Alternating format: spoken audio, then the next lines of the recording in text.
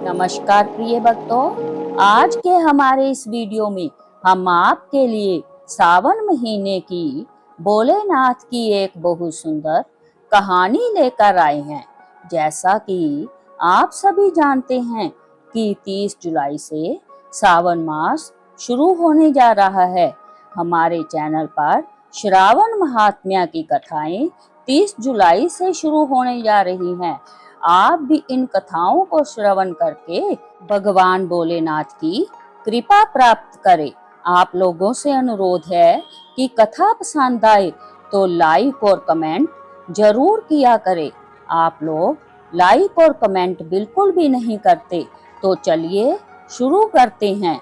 एक समय की बात है, किसी गांव में एक बूढ़ी अम्मा अपने बेटे के साथ रहती थी। माँ बेटे बहुत मेहनत मजदूरी करके अपना गुजारा करते थे। एक बार बूढ़ी अम्मा के मन में विचार आया कि अब उसका पुत्र विवाह के योग्य हो गया है, अब उसे अपने लिए बहू ले आनी चाहिए। कुछ समय बाद बूढ़ी अम्मा ने अपने बेटे का विवाह एक सुशील कन्या से कर दिया। उसकी बहू बहुत सुंदर, सुशील और संस्कारी थी। वह नित्य प्रति जल्दी उठकर घर की साफ सफाई कर भगवान शिव का अपने घर में ही पूजन करती। विवाह के कुछ समय बाद सावन का महीना आया। बूढ़ी अम्मा की बहू भगवान भोलेनाथ की अनन्य भगत थी। उसके मन में यह विचार आया कि वह सावन के महीने में मंदिर जाकर शिवलिंग पर जल अर्पित करे।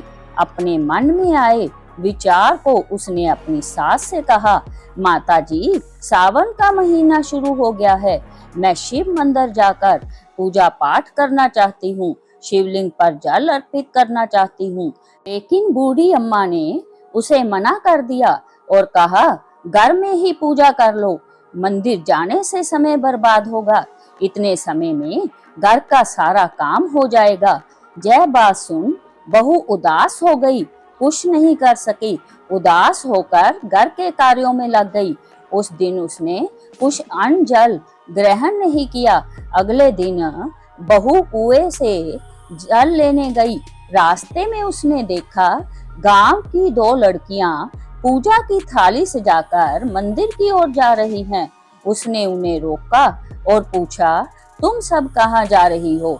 तब वह बोली, सावन का महीना शुरू हो गया है, हम सब भगवान भोलेनाथ का पूजन करने मंदिर जा रहे हैं। जय सुन वह फिर उदास हो गई। लड़कियों ने पूछा, आप क्यों उदास हो गई? तो वह बोली, भगवान शिव मेरे आराध्य है, लेकिन मेरी सास ने मुझे मंदिर जाकर पूजा करने से मना कर दिया। तब लड़कियां बोली, आप चिंता मत करो, हर रोज इस समय पानी भरने आया करो और हमारे साथ मंदिर चलकर भगवान शिव की पूजा कर उन पर जल अर्पित किया करो। तब वह बोली, लेकिन मेरे पास पूजा की कोई सामग्री नहीं है, घर से लाऊंगी तो सास को पता चल जाएगा। तब लड़कियां बोली, कोई बात नहीं, आप हमारी पूजा की सामग्री से पूजन कर लेना। यह सुनकर वह बहुत खुश हुई और रोज उनके साथ मंदिर जाने लगी।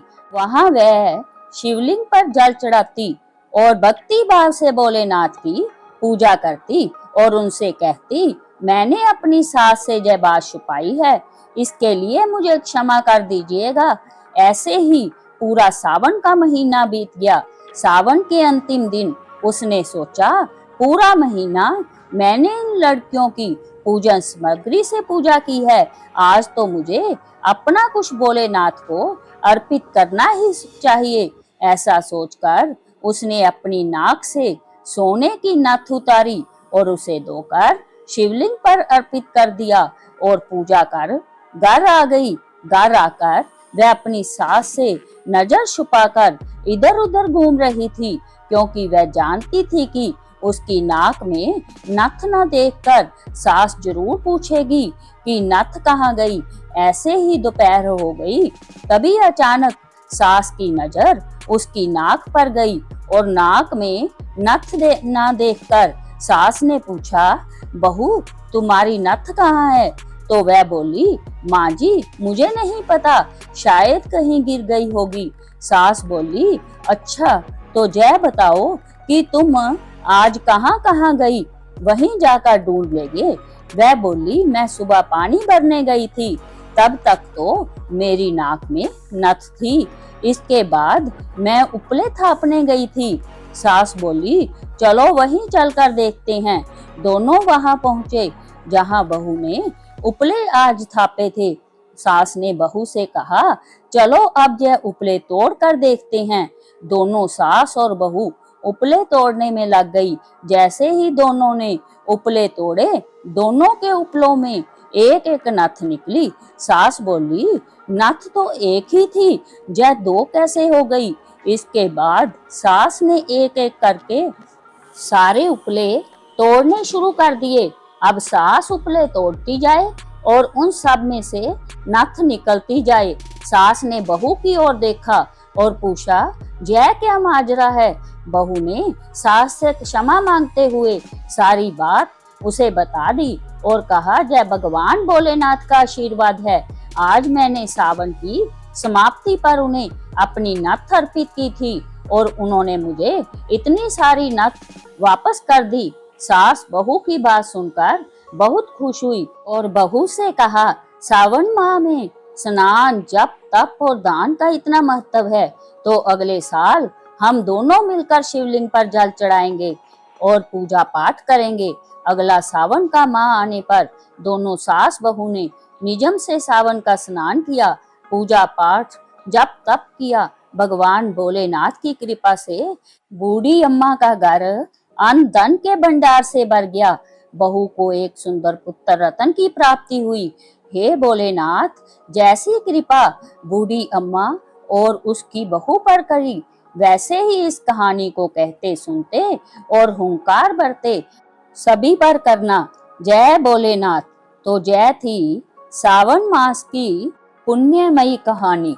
कहानी पसंद आए तो लाइक करें, हाइप करें और यदि अभी तक आप मेरे चैनल का हिस्सा नहीं बने तो चैनल को अभी सब्सक्राइब करें।